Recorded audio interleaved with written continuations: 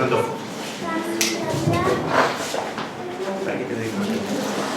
El propósito por el que estudiamos la palabra de Dios, justamente para conocerlo. Conocer cómo es Él, quién es Él. Y Dios, entre sus atributos, vemos que es justo, perfectamente justo. Y a la vez es misericordioso y lleno de gracia. Amén. ¿Y qué sería de nosotros si esto no fuera así? Porque al ser Dios justo, Él le da a cada uno lo que se merece. Él paga, dice, conforme a nuestros actos. Romanos 2.5 dice, pero por tu dureza y por tu corazón no arrepentido, atesoras para ti mismo ira, para el día de la ira y de la revelación del justo juicio de Dios, el cual pagará cada uno conforme a sus obras. Lo que merecemos por nuestras obras es el juicio de Dios, el castigo de Dios. Pero además de ser justo, es misericordioso y lleno de gracia. Y la misericordia y la gracia, aunque siempre van de la mano, no son lo mismo, pero se entremezclan y se confunden.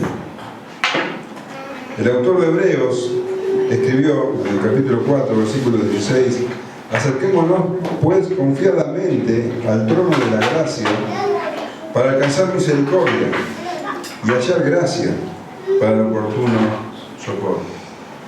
Para alcanzar misericordia y hallar gracia. Son dos cosas diferentes, aunque siempre van de la mano. La misericordia es la compasión.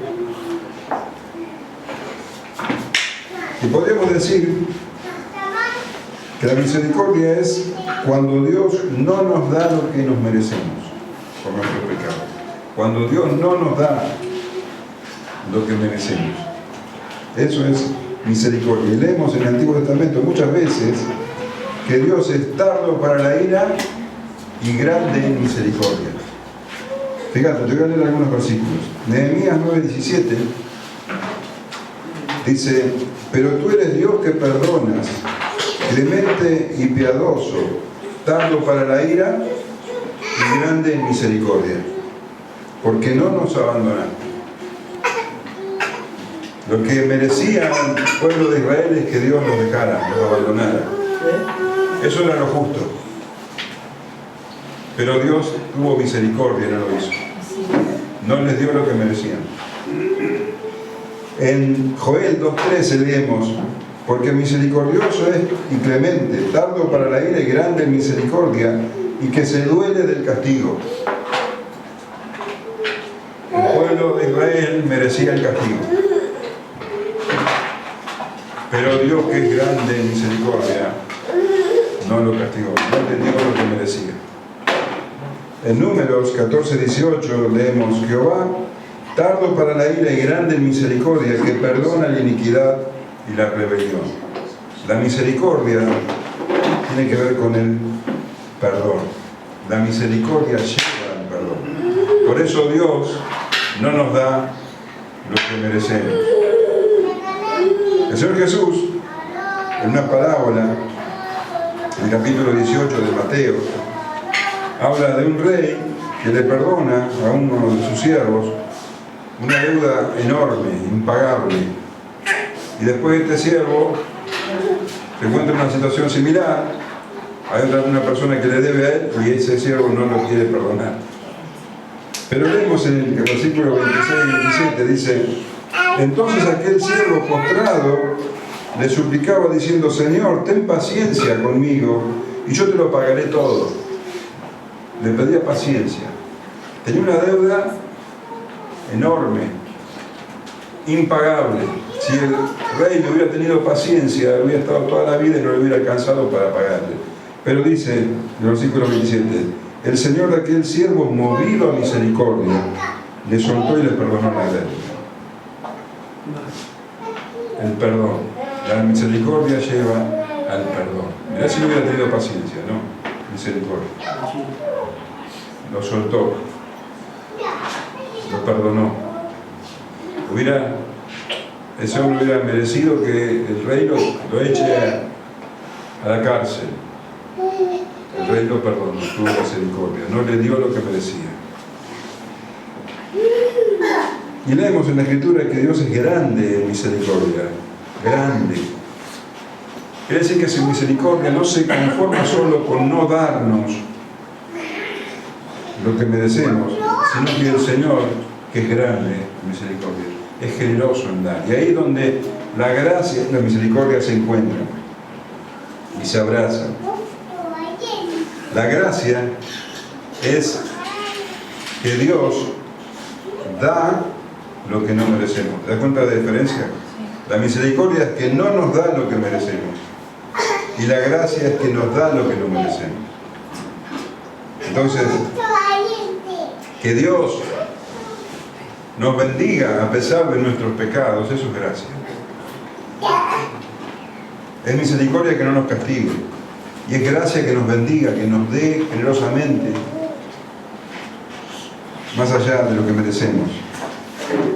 El Señor es grande en misericordia, nos da buenas cosas, sin que nosotros ni siquiera podamos ganarlas.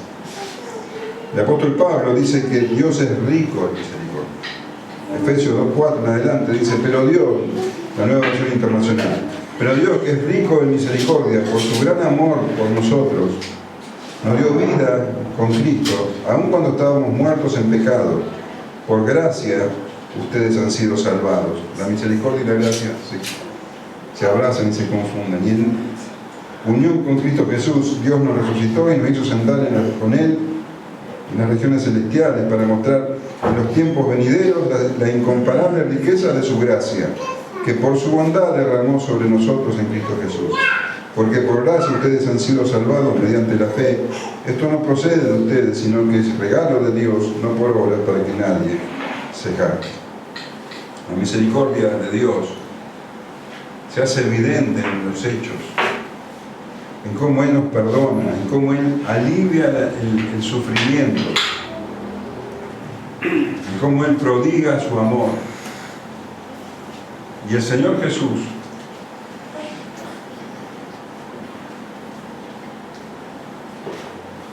Dios hecho hombre. Amén. Es lento para la ira y grande en misericordia. Ese Dios del que habla el Antiguo Testamento, lento para la ira y grande en misericordia, caminó por los caminos y por las calles polvorientas de Palestina. Jesús era lento para la ira. Nunca respondió ni le dio a los hombres lo que ellos merecían por sus actos. El apóstol Pedro escribe en su primera carta, en el capítulo 2, 23, dice: quien cuando le maldecían no respondía con maldición, cuando padecía no amenazaba, sino encomendaba la causa al que juzga justamente. Lo trataron de blasfemo, de mentiroso, de hijo de Satanás. Aun cuando los soldados y los alguaciles vinieron a apresarlo, el Señor no puso resistencia. Cuenta en los evangelios que Pedro intentó defenderlo con una espada, que hirió en la oreja a un soldado llamado Malco. Y en Mateo 26, 52 leemos: entonces Jesús le dijo: vuelve tu espada a su lugar, porque todos los que tomen espada perecerán. ¿Acaso piensas que no puedo ahora orar a mi Padre y que Él no me daría más de 12 legiones de ángeles? Él podría haberlo hecho y era justo, porque toda esa gente merecía la muerte, pero el Señor no les dio lo que merecían. El Señor es lento para la ira. Y aún estando en la cruz, oró por sus agresores. Y en Lucas 23, 24 vemos, Jesús decía, Padre, perdónalos, porque no saben lo que hacen. Dice que repartieron entre sí sus vestidos echando suerte. El Señor es lento para la ira y grande en misericordia. Y esa misericordia se evidenció cada día, en cada momento. El Señor dice que iba de ciudad en ciudad, de pueblo en pueblo, sanando, bendiciendo a esa gente que en su gran mayoría se le oponía. Leemos en Mateo 4:23, que recorrió Jesús toda Galilea enseñando en las sinagogas de ellos y predicando el Evangelio del Reino y sanando toda enfermedad y toda dolencia en el pueblo. Y se difundió su fama por toda Siria, y le trajeron todos los que tenían dolencia, los afligidos por diversas enfermedades y tormentos, los endemoniados, lunáticos y paralíticos, y los sanó a todos. Grande en misericordia.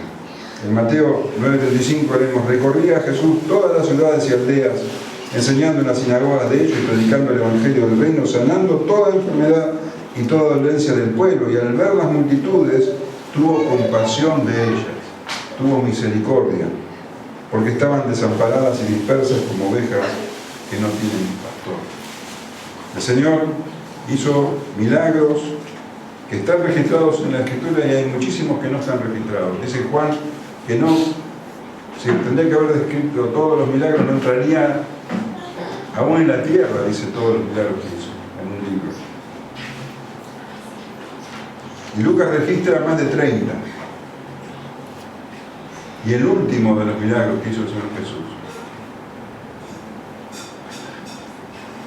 fue en Jericó, la ciudad que quedaba antes de Jerusalén. Sanó a un mendigo ciego.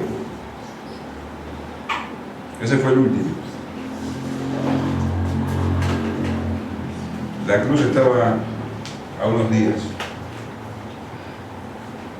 El Señor estaba a punto de entrar en Jerusalén, donde estaban complotando los líderes religiosos contra Él. La Escritura dice que Él es la luz, que la luz vino al mundo. Y esos hombres estaban reuniéndose y organizándose para apagar la luz que vino al mundo. Vamos a leer Lucas 18:35 hasta el 43 y vamos a analizar este último milagro que hizo el Señor Jesús. Dice, aconteció que acercándose Jesús a Jericó, un ciego estaba sentado junto al camino mendigando. Y al oír a la multitud que pasaba, preguntó qué era aquello. Y le dijeron que pasaba Jesús Nazareno. Entonces dio voces diciendo, Jesús, Hijo de David, ten misericordia de mí. Y los que iban delante le reprendían para que callase. Pero él clamaba mucho más, Hijo de David, ten misericordia de mí. Jesús entonces, deteniéndose, mandó traerle a su presencia, y cuando llegó le preguntó, diciendo, ¿qué quieres que te haga? Y él dijo, Señor, que reciba la vista. Jesús le dijo, recíbela, tu fe te ha salvado. Y luego vio y le seguía, glorificando a Dios. Y todo el pueblo, cuando vio aquello, dio alabanza a Dios. Esta historia también está registrada en el Evangelio de Marcos y en el Evangelio de Mateo, con algunas diferencias.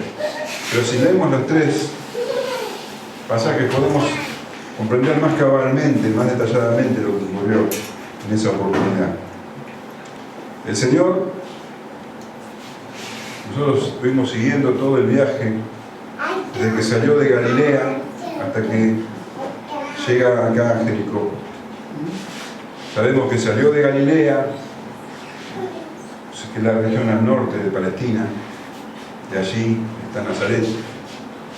Salió de Galilea, después de Galilea, hacia el sur está la región de Samaria, que allí viven, los samaritanos, que son personas que tienen enemistad con los que tenían enemistad con los judíos. Cuando el Señor entró en Samaria, quiso entrar a un pueblo y no se lo permitieron. Entonces, se desvió de Samaria y fue por, digamos, cruzó el río y vino por la región de Perea. Y después, una vez que dejó a Samaria atrás, cruzó de nuevo el Jordán y ahora está ya en Judea, que es donde queda Jerusalén. Dice que aconteció que acercándose Jesús a Jericó. Jericó es la ciudad que estaba antes de Jerusalén, 25 kilómetros antes de Jerusalén. Un viaje entre Jericó y Jerusalén de 6 horas. 6 horas de continuo ascenso, porque Jerusalén estaba a 1000 metros por encima de Jericó, al nivel del mar, estoy diciendo. Sé que es un ascenso arduo, bastante difícil. 6 horas de camino. Y llama la atención cuando vos lees los evangelios que Lucas dice que estaba acercándose a Jericó y Mateo y Marcos dicen que estaba dejando atrás a Jericó. Si fíjate, Mateo 20-29 dice al salir ellos de Jericó, y vos decís que hay una contradicción acá. Lucas dice que estaba entrando, acercándose, y Mateo y Marcos dicen que estaba saliendo de Jericó. Pero no había una contradicción. El hecho es que había 2 Jericó, 2 ciudades de Jericó. La Jericó del Antiguo Testamento, que ya en el tiempo del Señor Jesús eran ruinas, y un poco más adelante la Jericó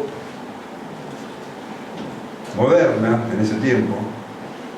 Entonces, claramente Mateo y Marcos están diciendo que él salía de Jericó, se refería a las ruinas, cruzaba por ahí, se alejaba de esa Jericó, y Lucas está diciendo que estaba acercándose a la nueva Jericó. Y Jericó era una ciudad hermosa, muy hermosa. Una ciudad que tenía un clima espectacular, soleado, con mucha humedad, y era muy famosa por sus rosedales y sus palmeras altas. En esa ciudad había un teatro, había un anfiteatro, había baños públicos, grandes palacios. Los gobernantes, los reyes utilizaban esa ciudad para vacacionar. Y en la antigüedad esa ciudad había sido el regalo de Marco Antonio a Cleopatra. ¿Escuchaste hablar de Marco Antonio y Cleopatra? Bueno, Marco Antonio le regaló la ciudad de Jericó a Cleopatra. Así que estoy hablando de una ciudad muy hermosa. Pero el Señor no estaba paseando, el Señor estaba yendo para Jerusalén. Estas cosas que yo te estoy contando, a él no le llamaban la atención. Él iba por el camino. Y ese camino, acercándose, vos tenés que saber que todos los judíos, cuando llegaban la Pascua, sea donde sea que estaban, iban a Jerusalén a celebrar la Pascua.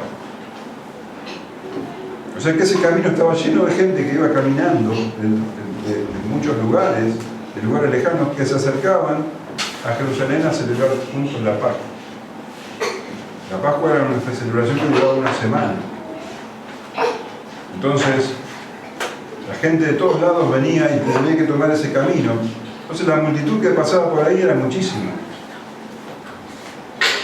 Y Jesús iba por ese camino y la gente, toda esa multitud, quería escucharlo porque los rabinos, los maestros, aprovechaban que caminaban para ir enseñándole a sus discípulos. Y Jesús iba enseñando a sus discípulos y toda esa gente quería escucharlo. ¿Se entiende? Y dice, aconteció que acercándose Jesús a Jericó, un ciego estaba sentado junto al camino mendigando. Entonces imagínate la cantidad de gente que iba por ese camino. Aparte Jesús había alcanzado muchísima fama. Podemos pensar que la gente de Jericó, de la ciudad, también había salido al camino para ver a Jesús. O sea que gente al costado del camino y gente en el camino. Muchísima gente, una multitud tremenda. Y todos se esforzaban por escuchar a Jesús. Y entre toda esa gente al costado del camino había, dice, un ciego mendigando. Marcos, en su Evangelio, nos informa cómo se llamaba este hombre. Dice Marcos 10:46: entonces vinieron a Jericó, y al salir de Jericó él y sus discípulos y una gran multitud, Bartimeo el ciego, hijo de Timeo, estaba sentado junto al camino mendigando. Este ciego de que habla Lucas se llamaba, ¿cómo?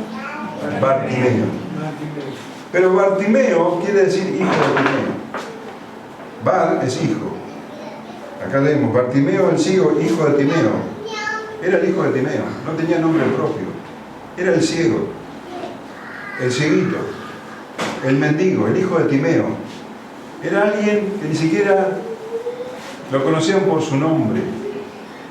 Era alguien que no era relevante para nadie. Solo un ciego mendigo al borde del camino.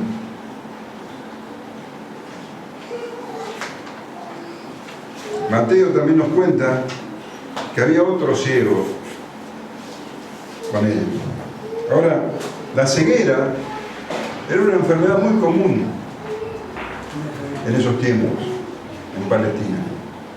Y era muy común, bueno, por las condiciones en que la gente, los bebés venían al mundo. No tenían los cuidados que tenemos hoy.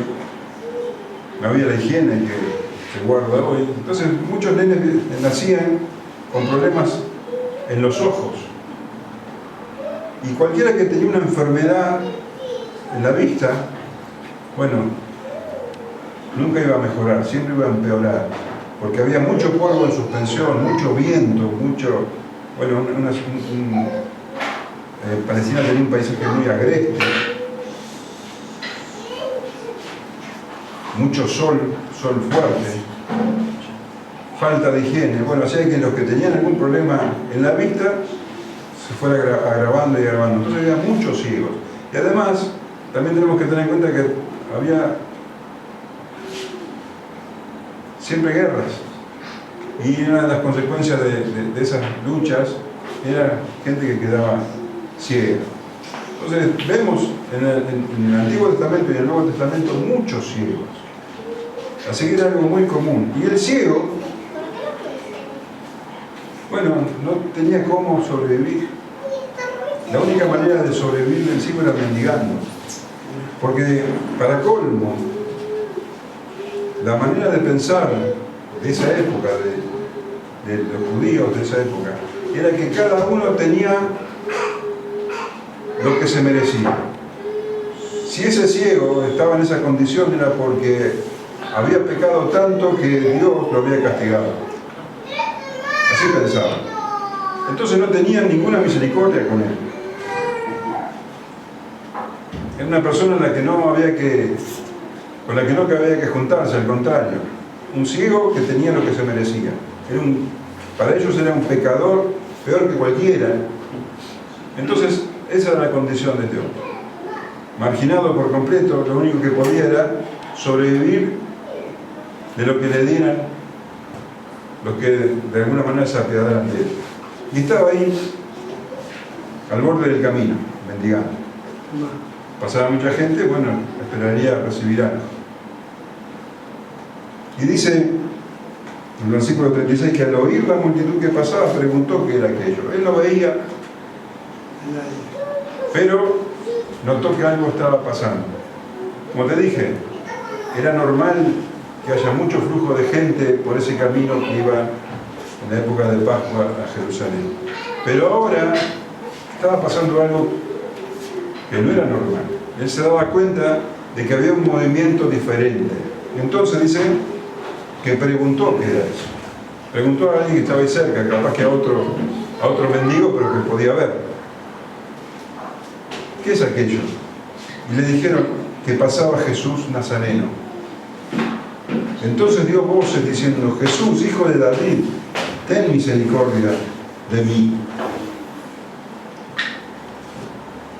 Le dijeron Jesús Nazareno. Es Jesús que viene de Nazaret, eso quiere decir Nazareno. Nazaret, la región donde él había crecido. Jesús de Nazaret, Jesús Nazareno. Pero cuando escuchó este hombre, este ciego, este mendigo, cuando escuchó que Jesús estaba allí, empezó a gritar. Pero no dijo Jesús Nazareno. dijo: Jesús, hijo de David, ten misericordia de mí.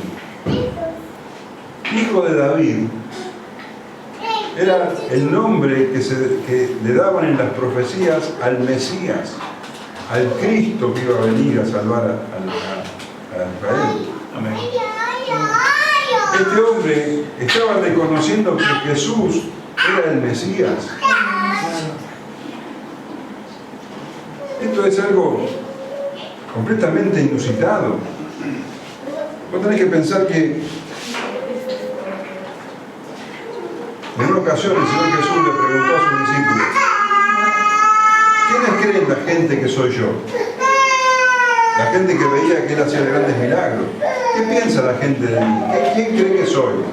Y dice que los discípulos le decían: bueno, la gente piensa que vos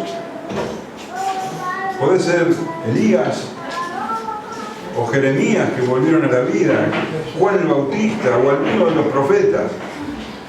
Ninguno decía que Él era el hijo de David. De hecho, Pedro se levantó y le dijo: pero nosotros te reconocemos que vos sos el Cristo, el Hijo del Dios viviente. Cristo es Mesías, que vos sos el Mesías, el Hijo del Dios viviente. Y el Señor le dijo, lo leemos en Mateo 16, 17: bienaventurado eres, Simón, hijo de Jonás, porque no te lo reveló carne ni sangre, sino mi Padre que está en los cielos. Los apóstoles entendieron que Jesús era el Mesías, el Hijo de Dios. Y el Señor Jesús le dijo: son bienaventurados, porque esa revelación viene de Dios.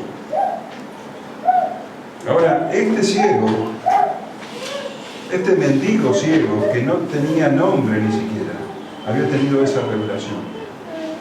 Este mendigo ciego, él sabía que Jesús era el Mesías. Y empezó, dice, a gritar: Jesús, hijo de David, ten misericordia de mí. No iba a dejar pasar la oportunidad. Y cuando dice ten misericordia de mí, está evidenciando que él sabía que Jesús es Dios. Porque ¿a quién se le pide misericordia?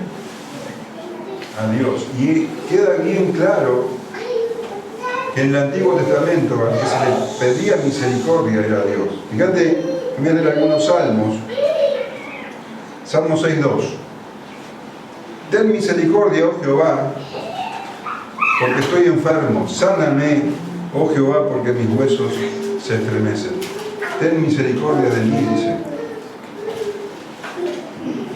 Salmo 9.13 dice: ten misericordia de mí, Jehová. Mira mi aflicción que padezco a causa de los que me aborrecen. Salmo 25.16: mírame y ten misericordia de mí, porque estoy solo y afligido. A Dios se le pide ten misericordia de mí. Y este ciego estaba haciendo exactamente eso, pidiéndole a Jesús, que él sabía que era el Hijo de David, que tenga misericordia de él. Estaba hablando como a Dios. No iba a dejar pasar ese momento. Esa era la oportunidad. Y él no pensó: hay mucha gente, voy a esperar un momento más oportuno, voy a ver si de alguna manera tal vez Jesús pase de nuevo. No, este era el momento y empezó a los gritos. Y había mucha gente. Imagínate que cuando hay mucha gente hay ruido, ¿no? Pero se ve que estos gritos de hombre empezaron a ser molestos para los demás. Dice: los que iban delante le reprendían para que callase. Pero él clamaba mucho más: hijo de David, ten misericordia de mí. Era molesto. Y los que estaban delante, dice que le decían: callate, no grites, no molestes. Claro, estas personas pensaban: ¿vos te pensás que Jesús se va a fijar en vos? Con todas las cosas, él va ahí delante de un montón de gente enseñando, va camino a Jerusalén, a la Pascua. ¿Vos te crees que él se va a detener para prestarte atención a vos? Callate, no seas molesto, no nos dejás escuchar. Y dice que él clamaba mucho más. Hijo de David, ten misericordia de mí. Ahora, quiero llamarte la atención en esto. En el versículo 38 dice: entonces dio voces, diciendo, ten misericordia, hijo de David, ten misericordia. Dio voces. Cuando dice dio voces, en el original griego, quiere decir que él empezó a gritar fuerte, pero de una manera normal. A los gritos, bien fuerte, pero gritos normales, y causó molestia. Pero cuando dice, y clamaba mucho más, el original griego da a entender que eran gritos desesperados, casi aullidos de animal. O sea, él no iba a dejar pasar la oportunidad. Y cuando le decía que se calle, más y más gritaba. Gritaba de manera desaforada, gritaba de manera desesperada. Imagínate lo que era eso. Este hombre gritando, hijo de David, ten misericordia de mí. Gritaba de manera incontrolable, con desesperación, ten misericordia de mí. Él sabía que Jesús era el Mesías, sabía que Jesús era Dios, y no iba a dejar pasar la oportunidad, por más que quisieran detenerlo. Y dice Jesús entonces, deteniéndose, mandó traerle a su presencia. Y ahí tenés. ¿Vos pensás que Jesús iba a pasar indiferente dejando atrás a alguien que le pedía misericordia? No. Dice que Jesús se detuvo. Jesús es grande en misericordia. Dice que se detuvo. Se detuvo. Nada iba a hacer detener a Jesús en su camino a Jerusalén, pero se detuvo por el llamado de misericordia.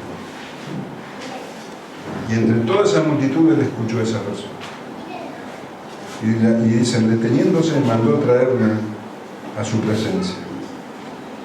Marcos, en el pasaje paralelo, describe un poco más la situación. Dice así Marcos 10:49. Entonces Jesús, deteniéndose, mandó llamarle.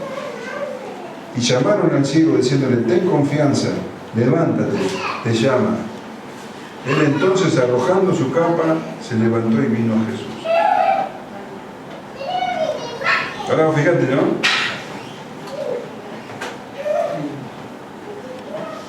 Él gritaba y los que estaban alrededor lo reprendían, le decían que se calle. Ahora Jesús lo escuchó y mandó a algunos a que lo buscaran. Y estos hombres que fueron de parte de Jesús tenían una actitud completamente distinta a esas que lo reprendían. Dice que le decían, ten ánimo, ten confianza, levántate, te llamo. ¿Te das cuenta de la diferencia de actitud?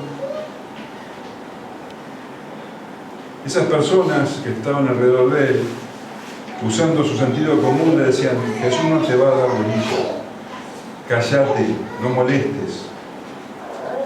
Pero estos enviados de Jesús les digo, ten ánimo, ten confianza, Él te llama.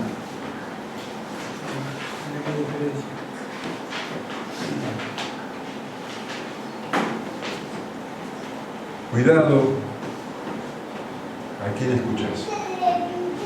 Cuidado a quién le haces caso. Si este hombre le hubiera hecho caso a esas personas que lo hacían callar, la historia hubiera sido completamente distinta. Pero él hizo caso a los que lo animaban. A veces es más fácil escuchar el sentido común. No te hagas ver, no te destaques, quédate ahí.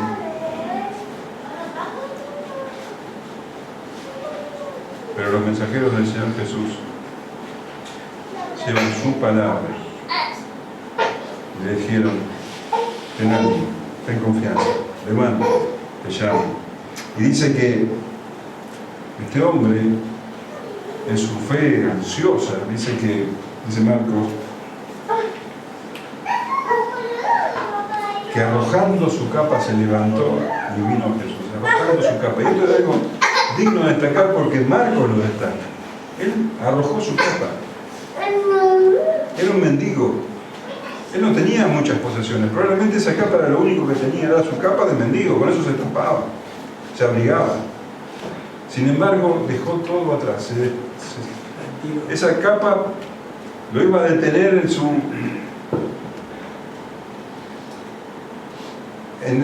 su encuentro con el Señor Jesús. Se olvidó de todo lo que tenía. Lo dejó atrás. Él tenía en su mente ir delante del Señor. Arrojando su capa, se levantó y vino Jesús. Y cuando llegó, le preguntó diciendo: ¿qué quieres que te haga? Y él dijo: Señor, que reciba la vista. Ahora, date cuenta de lo que está diciendo. El Señor Jesús lo manda a buscar, lo manda a llamar. Y ahí está el Señor Jesús, ahí está el ciego y toda la multitud alrededor.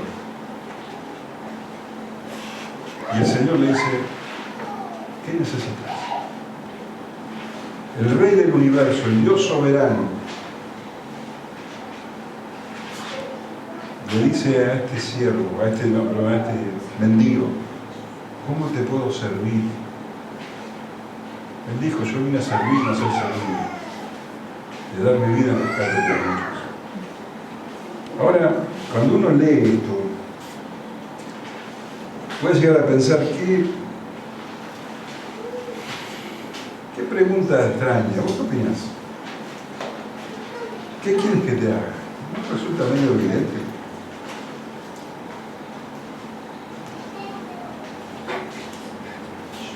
La Escritura nos enseña que Jesús es Dios y que Él sabe lo que hay en el corazón humano.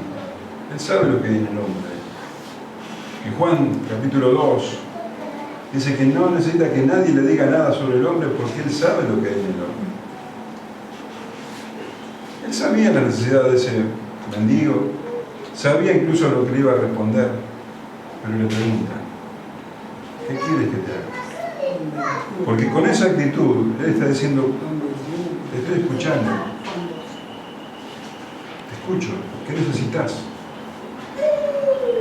No era solo un ciego, no era solo un mendigo, era un ser humano. Y el Señor Jesús le estaba dando atención, le estaba dando tiempo. Te escucho, ¿qué necesitas? Nosotros somos muy rápidos en sacar evaluaciones, ¿no? Damos todo por sentado. Nos resulta fácil ver la necesidad de los otros y decir: bueno, este necesita tal cosa, tal otra. Somos rápidos jueces.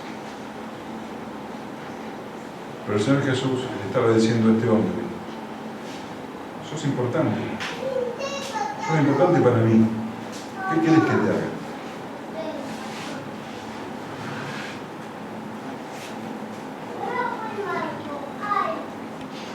Y le dijo: Señor, que reciba la vista. Señor. Le dijo Señor. Único. Estaba reconociéndolo como Dios. Señor. Estaba convencido de que esa persona, ese Jesús, podía darle la sanidad a sus ojos. Señor, que reciba la vista. No dudó un momento. La oración más corta de la historia. No tuvo que impresionarlo al Señor con grandes palabras, porque al Señor no lo impresionás con tus oraciones, ni con largas peroratas, ni con multitud de palabras. Señor, que reciba la vista. Parece ser que este hombre no fue ciego de nacimiento, porque Marcos dice que recobre la vista. Evidentemente él había tenido un periodo de su vida donde veía, que recobre la vista. Y Jesús le dijo: recíbela, tu fe te ha salvado. El Señor no hizo nada grandilocuente, tampoco hizo espamento, ni cayeron luces, ni nada por el estilo. Recíbela. Le pidió la vista y dijo: recíbela. Y cuenta Mateo que le tocó los ojos. Y esto también llama la atención. porque los judíos consideraban a esta clase de personas como inmundos.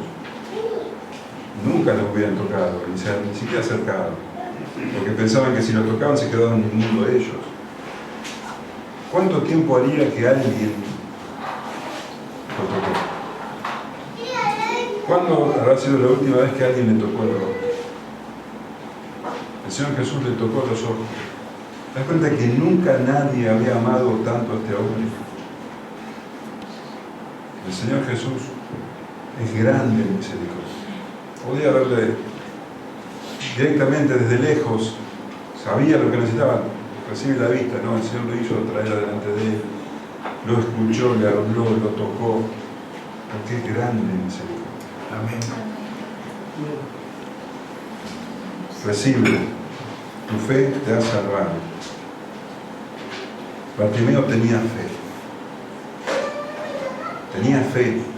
fe verdadera.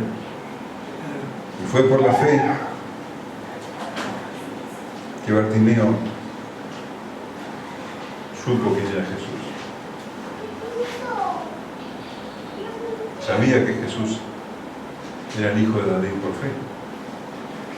Fue por fe que clamó por misericordia. Ten misericordia, David, hijo de David. Fue por fe que lo llamó Señor. Amén. Y fue por fe que le pudo pedir lo que deseaba. Y también fue por fe lo que pasó después. Porque dice, y luego vio. El Señor le dijo, recíbela, y fe te ha salvado. Y dice que vio. Instantáneamente y totalmente. Vio. Él estaba en completa oscuridad y de golpe todo se hizo claro para él. ¿Te das cuenta del tremendo milagro? Vio.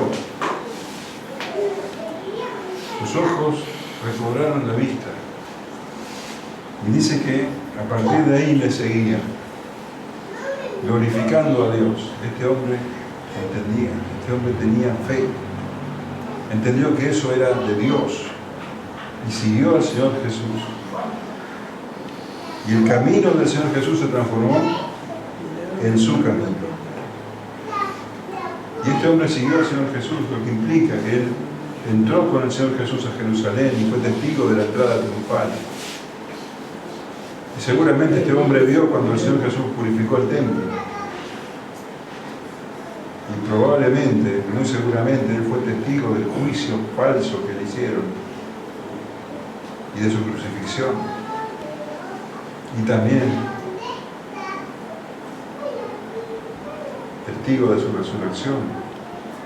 Y podemos pensar que él estuvo entre los 120 que estaban en el aposento alto esperando Pentecostés, el Espíritu Santo viniera. Y podemos pensar que Marcos lo conocía y por eso supo su nombre. Marcos lo conoció como parte de la iglesia primitiva. Dice que todo el pueblo, cuando vio aquello, dio alabanza a Dios. No que todos creyeron en el Señor Jesús, porque eso no fue así. Porque muchos de esos que ahora iban atrás de él, una semana después iban a estar gritando, crucifíquenlo. Pero todos se dieron cuenta que ese milagro era de Dios y glorificaron, le dieron alabanza a Dios por ese milagro. Y probablemente este milagro también contribuyó a que hubiera tanta efusividad cuando el Señor entró en Jerusalén. Ahora, esta historia nos enseña dos cosas. Nos enseña algo sobre el cielo, sobre Bartimeo. Nos enseña algo sobre la fe.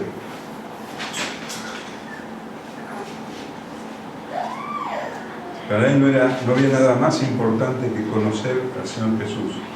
Y lo conoció y lo siguió. La fe no tiene que ver con algo sentimental, con algo emocional. Tiene que ver con una profunda convicción. ¿Qué es la fe? La esperanza, la convicción de lo que no sé. La esperanza de lo que se espera, la convicción de lo que no sé. Esa fe era la que tenía Bartimeo. No era algo emocional, Hay un claro contraste entre Bartimeo y el joven rico que estudiábamos hace un par de semanas. Es muy claro el contraste. El joven rico vino todo entusiasmado, corriendo, y se hincó a los pies de Jesús. Bartimeo no pudo hacer eso. Bartimeo estaba sentado al borde del camino y tuvieron que llevarlo a los pies de Jesús. El joven rico preguntó: ¿qué más tengo que hacer para ganarme la vida eterna? Bartimeo sabía que no podía hacer nada y solamente clamaba por misericordia. Ten misericordia de mí. No tenía ninguna obra de la que enorgullecerse, no tenía nada que presentar delante de Dios. Clamaba misericordia. El joven rico tenía muchas cosas a las que aferrarse. Bartimeo no tenía nada. No tenía bienes, no tenía reputación, no tenía nada. Solamente una capa que la dejó atrás. Se despojó de todo lo que tenía.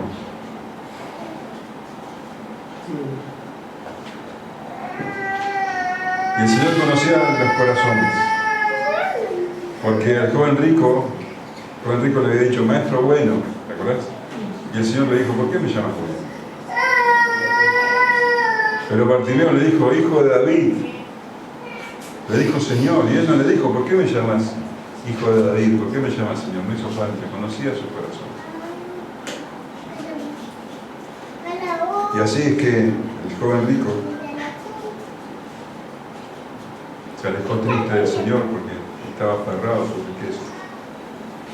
Y Bartimeo, todo lo contrario, siguió al Señor, aferrado a Él. Y te decía que son dos cosas: algo sobre Bartimeo, sobre su fe, y algo sobre el Señor Jesús. El Señor Jesús es grande en misericordia, grande en misericordia. Y nunca el Señor Jesús está tan apurado, nunca el Señor está tan ocupado como para no detenerse a escuchar a alguien que clama a Él. El Señor Jesús es grande en misericordia. Nuestro Dios es grande en misericordia. Yo hoy leía Juan 6:37: todo lo que el Padre me da vendrá a mí, dice el Señor, y el que a mí viene, bueno, mucho fuera.